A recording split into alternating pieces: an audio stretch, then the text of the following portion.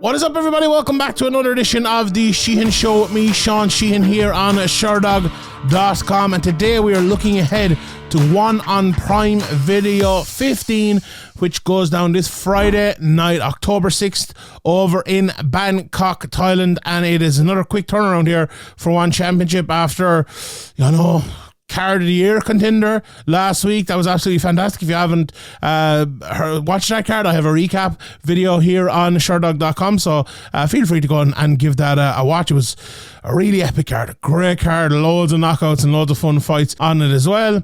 And we have a dinger, as we'd say in Ireland here, of a main event in the atop this card. I can't wait for it. It's maybe not as long of a card, but there's some very fun stuff in here, especially for the grappling neophiles, as you'd call maybe even me, who like to watch the odd grappling match at One Championship. There's a real fun one on this, so it's a good card overall. Before I get into the card, I just want to discuss one thing, because if you've watched these previews over the last couple of years, I think I have tried to add in a bit of maybe context to the cards, context to what's happening in the chasing back of a podcast over in Severe and make all the chasing back. And I think it's very important, especially with the changing landscape which we are literally in the middle of. Something is happening with Bellator. We don't know what it is. Is it being bought by PFL? Is it going out of business? Is it still being run? We don't know what's happening, but we do know we're in a changing landscape one way or the other, right? Either the change it'll stay the same, or the change it'll change massively over the next while. So One Championship is obviously a major part of that. And there was a discussion in the last week or so about different parts of One Championship. And, Chatri came on the broadcast as well, and he said MMA was a worldwide duopoly with One Championship and the UFC, which, is, as someone who studied economics and what monopolies and duopolies are, I'm not sure if that was completely accurate, but you see what he's getting at. You see, that's what a promoter should be doing. That's what Dana White has kind of lacked doing over the last while, to actually push his promotion. Because even if that's not true, right? To say it and people think, oh, well, maybe it is true. That's what you want to do. Like, embellish, lie,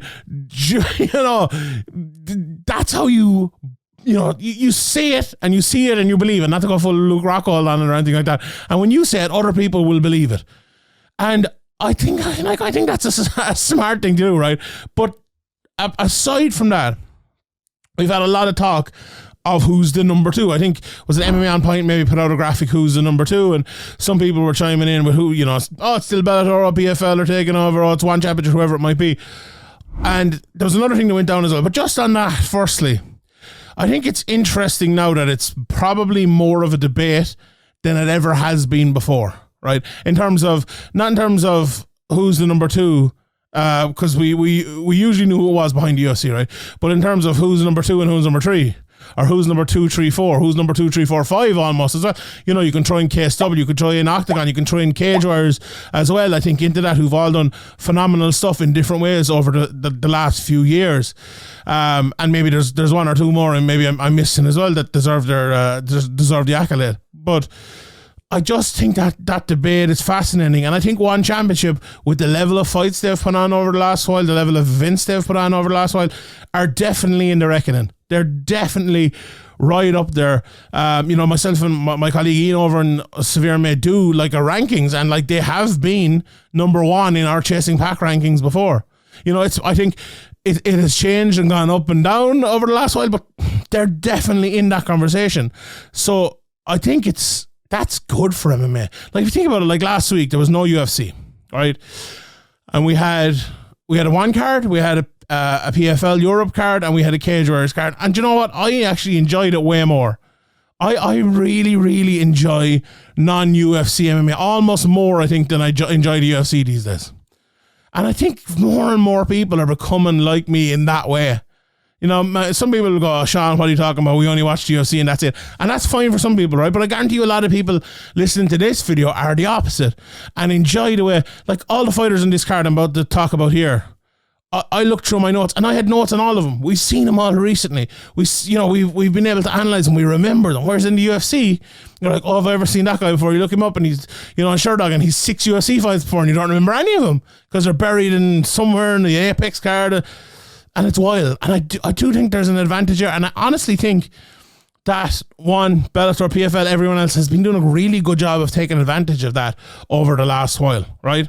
And just one other thing I wanted to mention as well, because this is something I have frequently mentioned on these shows over the last few years, and that is the card being a little bit different, right? So, and not just the card, the event, sorry, I should say the event rather than the card. The card as well, but mostly the event. Like, making themselves different, having kickboxing, having Muay Thai, having grappling, having MMA as well. I think it was Luke Thomas put up a tweet about people watching Muay Thai and it being something that people are getting more and more into. And I kind of replied to him and go, well, I wasn't the biggest Muay Thai or kickboxing fan over the last while, but I've been watching these one championship cards, and like there's maybe 2-3 Muay Thai fights in the middle of the event, and I'm like, well, this is really fun. Like the Acetin Powell last week. Well, next time Acetin Powell is fighting, do you know who's going to be watching? Me. And I'm not the biggest Muay Thai fan in the world. I'm becoming one maybe because of it. But I really think one championship, what they have done in the last while for your hardcore MMA fans is get them into the grappling and the Muay Thai and less so the kickboxing, a little bit of kickboxing as well over the last while. Like they really have. Like Smilla the last day, the Swedish lady fighting in the co-main event. Whenever she fights, I'll be watching her. She was unbelievable. And I heard from Danny McCormick as well that she does jiu-jitsu as well. If she goes into MMA, there'll be no one more excited than me, right? And I think one championship deserves massive credit for that. I really, really do think they do. Like they're almost doing for those arts what the UFC did for the arts early on. When they got people interested in jiu-jitsu, got people interested in the other martial arts to become a mixed martial artist. It's almost reverse engineering martial arts, what one championship are doing. And honestly, I think they deserve great credit for this. Now, if I didn't believe this, I wouldn't be saying it. I'm not out here, promoting one championship or anything like that. Far from it. If I didn't enjoy it, if I was boring, another MMA or another Muay Thai fight here, I'd say it. Honest, I really would.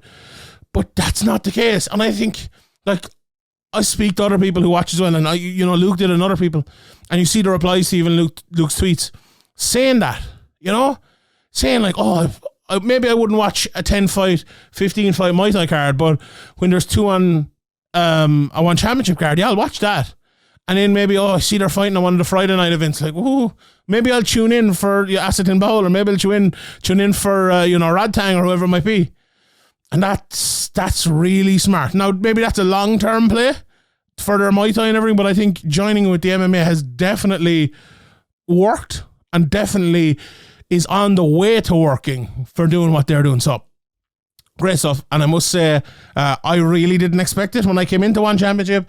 When I was watching the cards at the start, when I started covering them for Sherdog, and I'd watched one championship before, but more, in a more casual way, I suppose. They used to be on a better time for Ireland, I suppose, but now that they're on Prime, they're on American time, so it's a little bit different now. But I was expecting not to like the format, and I really love it. I really, really, really love it.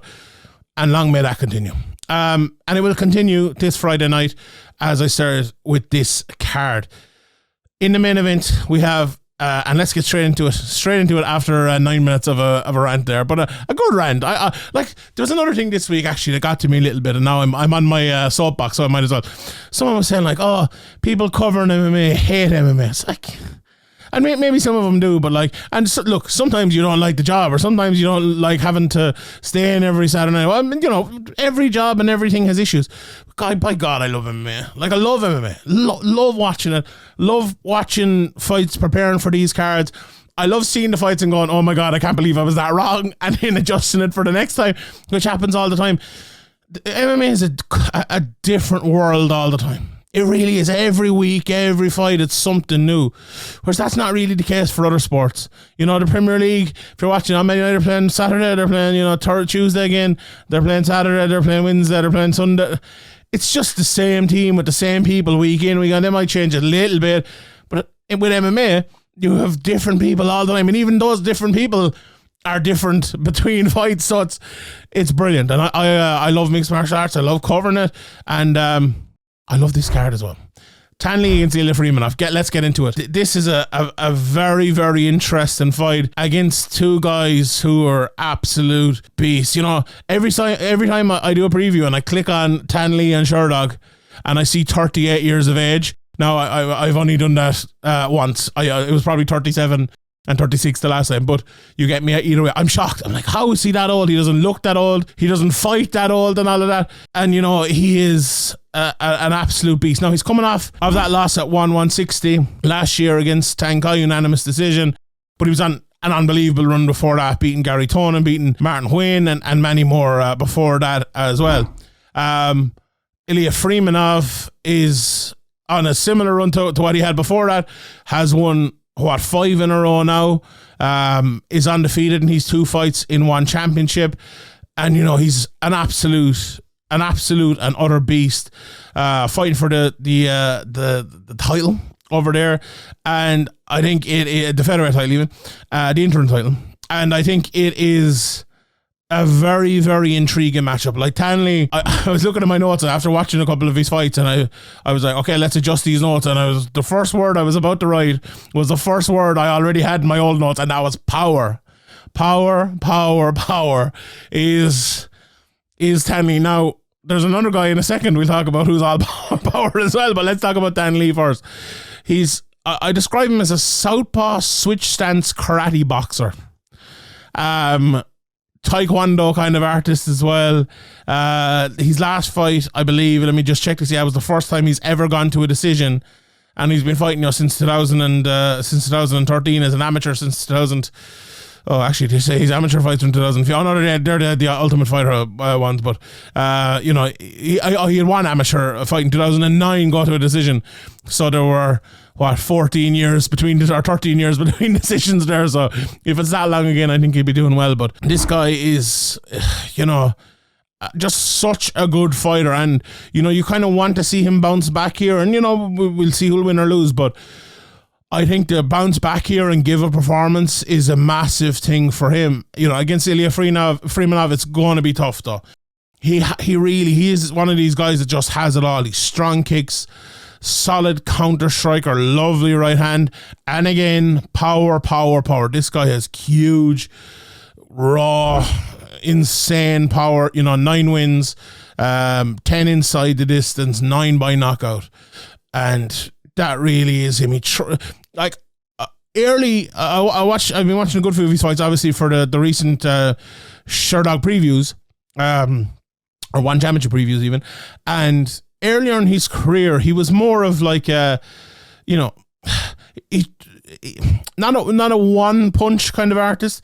But he threw, like, he waited for his shot. He took advantage more of mistakes and things like that. And I think when you up the quality of opponent, you have to kind of create those mistakes. So he started throwing more in combinations. He started switching stances a little bit more. He always threw those front kicks, but he's really good at them.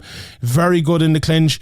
Very strong elbows as well, like that kind of curling elbow that he throws at times off the break is absolutely vicious. And again, like, I think there's 3 things really that make him very, very good. It is that power with not just the kicks but the punches as well. It is, as I mentioned, the combinations, and I think it is that switch stance, because imagine, like, the worst shot they always say is the one you don't see. But what if you're getting that from a guy whose stance you don't know he's fighting out of, with massive power, and maybe another shot or another 2 shots came before it? That's nightmare stuff, and especially against a guy who's as good as Ilya Freymanov. I think he has to be the favourite here. But the weird thing is, right, for a guy, he's 27 years of age, he's 14 fights into his career, and he's fought some very, very good guys, as has Thanh. There's almost like, I don't think they've necessarily fought someone similar to the other, because absolute, you know, bomb artist, power strikers are, you know, they're around, but if someone who gets to this level doing that has usually beaten guys who are less good at doing that, if you want to put it that way. Whereas now you're meeting top of the range power artist against another top of the range power artist, and it's almost unusual for both of them. I'm going to give my pick. I'm going to pick Ilya Freymanov. And the reason for that is I think if this fight goes longer, I think, one, he'll have a better gas tank. And that's the most important thing in fights like these at times. If the power is...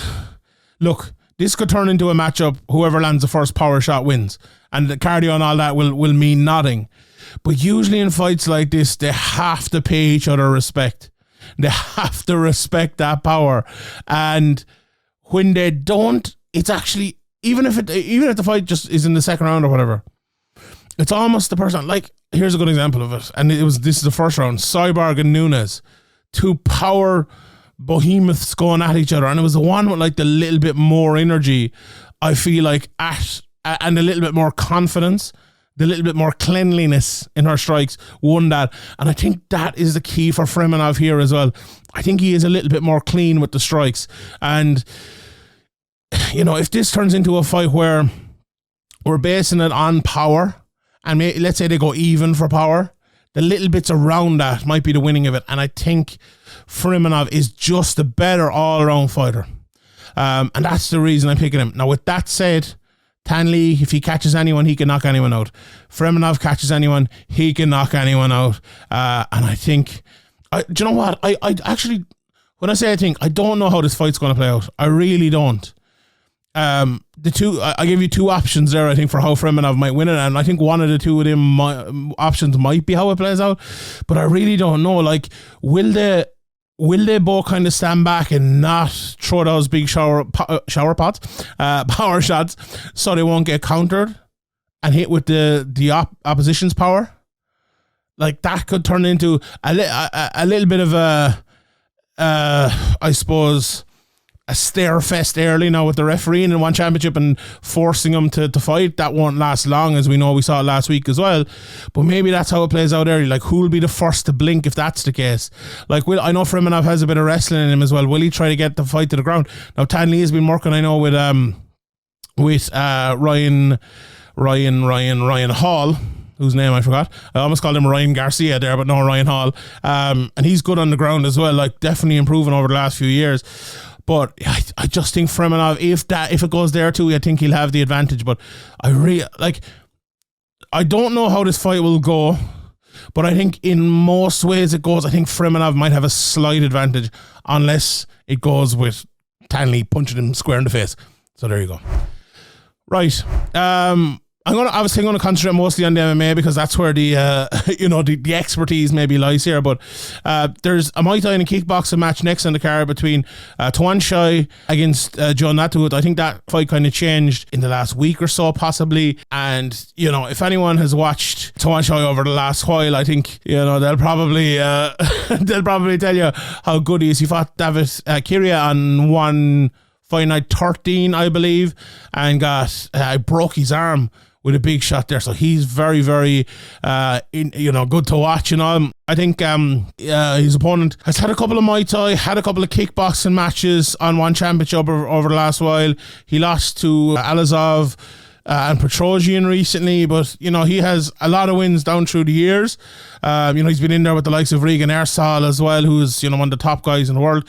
So I'm sure that will be an interesting one. I really like the flyweight championship matchup as well between John DeBella and Danial Willams. Like, Williams has fought MMA, kickboxing, the whole lot, and he's a very, very good fighter.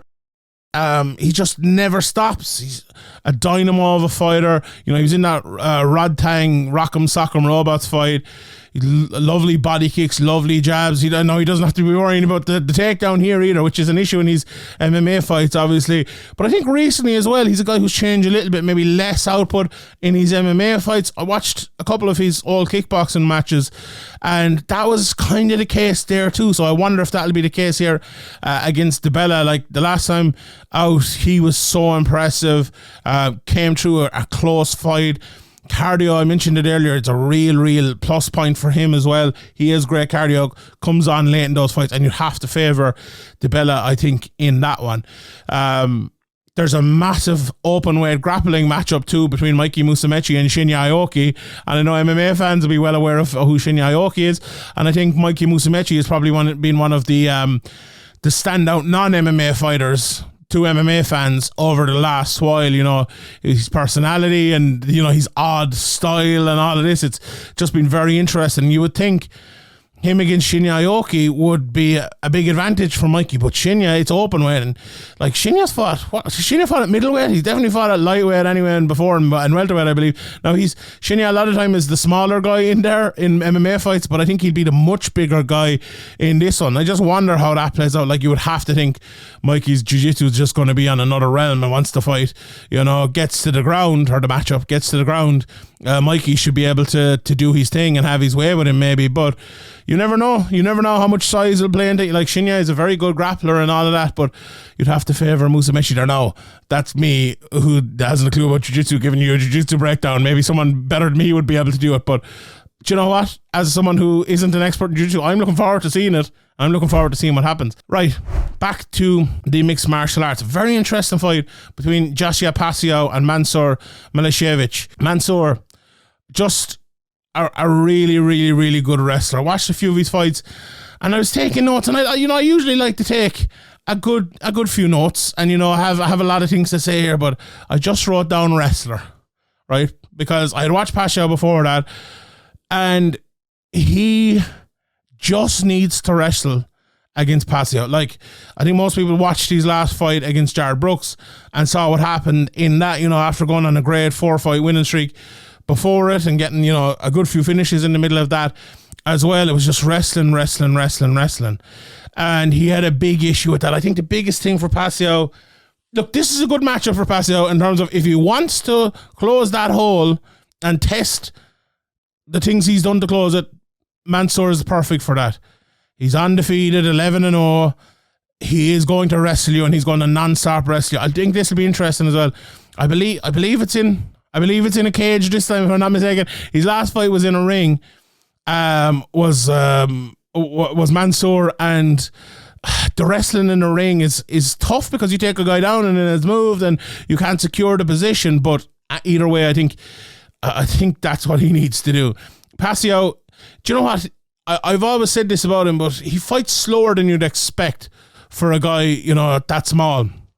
But he's powerful, and more powerful than you'd expect for a guy that small as well. He's I would say a steady, smart pace. He loves his spinning kicks. He always throws in twos. Always the jab and the right hand after it. Or else, like, he either shoots with a takedown and throws the right hand after it. Sometimes he switches that lead shot, but it's always the right hand after it. You know, it could be a jab to the body with the right hand, could be a left hook with a right hand, you know, but that right hand is always there. And I love that. I love to see that from fighters, because I really, like, I don't think fighters fight in combinations enough, and he's definitely a good example of that. Now, the problem is when you're fighting a wrestler and the first shot in the combination is a leg kick and you get taken down from it, there's issues there. What he's really good at, though, as well, if he does hit someone, he's very good at putting on a big pace and finishing them off. He doesn't like the pressure. He tends to wrestle guys when they put him under pressure, which just plays into the wrestler's game a lot of the time as well. But he is strong in the clinch.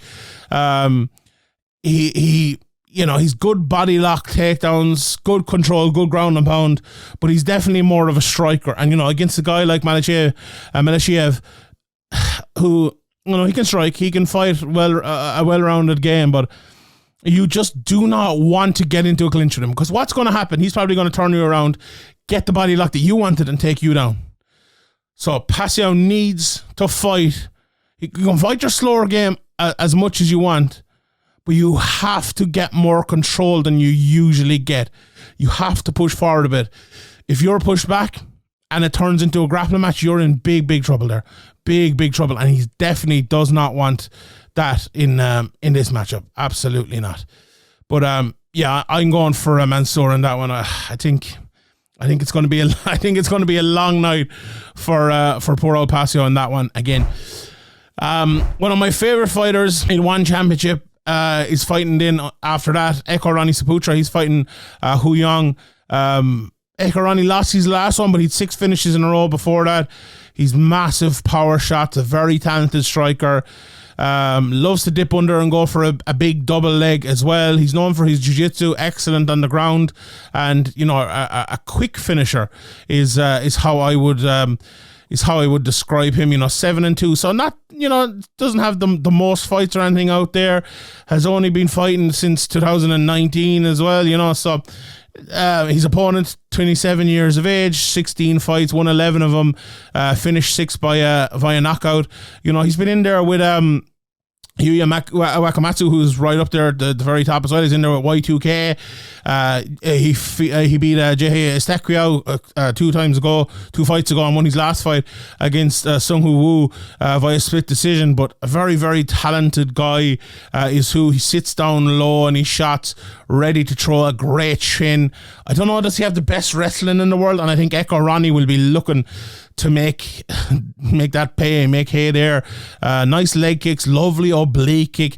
He spams the leg kicks maybe though, and that's a good thing, but a bad thing as well. It can be very energy sapping, as well as a guy who has all big movements, all kind of one-shot knockout power, bombs with the right hand, against good strikers as well, but he's always he backs up a little bit too much as well, and then throws the right hand, and that doesn't help him. Now, he can wrestle himself, but his takedown defense isn't the best in the world. But he's always moving, always throwing. There's always a chance. I think he'll need to get Roni out of here. I really do think that, and if he doesn't, Roni will take him down and probably submit him, I would say, and I think that's what'll happen. I'm going for Roni to win that one there. And in the opening bout of the night is another very interesting one against one championship legend, Timofey Nastyukhin, who's taken on Lipeng Zhang. Look, Timothy has been around since God was a boy. Now, they say he's still only 33 years of age, 21 fights into his career. He's fought everyone, defeated Eddie Alvarez, fought Christian Lee, fought Amir Khan, who we saw last week. He's even fought, the likes of Herbert Burns, Edward Feuerlang, you name it, he's fought him, and he still has a pretty good record to show for it all. 11 of those 14 wins have come inside the distance, and his opponent, also 33 years of age, has been around even longer, 45 fights, 25 of them inside the distance, 25 of 33 wins inside the distance as well, and the list of people he has fought also is massive. He's fought Edward Feuerlang, and many more. Hermes Franca, Jan Higgins, who's fighting in Cage Warriors here coming up next week as well. He's been in the UFC, fought Cage and Johnson and Chris Wade and many more. It's a very interesting fight, this one. Lipeng is a strong wrestler. He likes to posture up, ground and pound while controlling, great at passing, power strikes, lovely front kick to the body, lovely front kick to the face, and he can knock guys out. He can absolutely spark guys out. He did it to Ruslan Imabek, who coming into that fight, I was thinking he had a bit of a good chance, but it didn't look that way at the end. Wrestling can be an issue for him sometimes, though.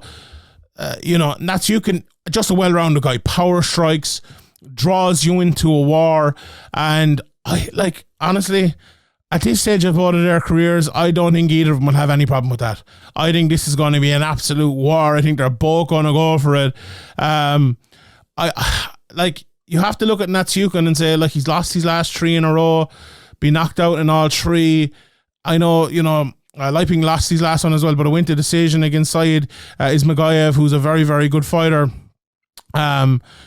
Timothy been out since last year, so it's over a year, in fact, since he last fought, almost exactly a year since he last fought.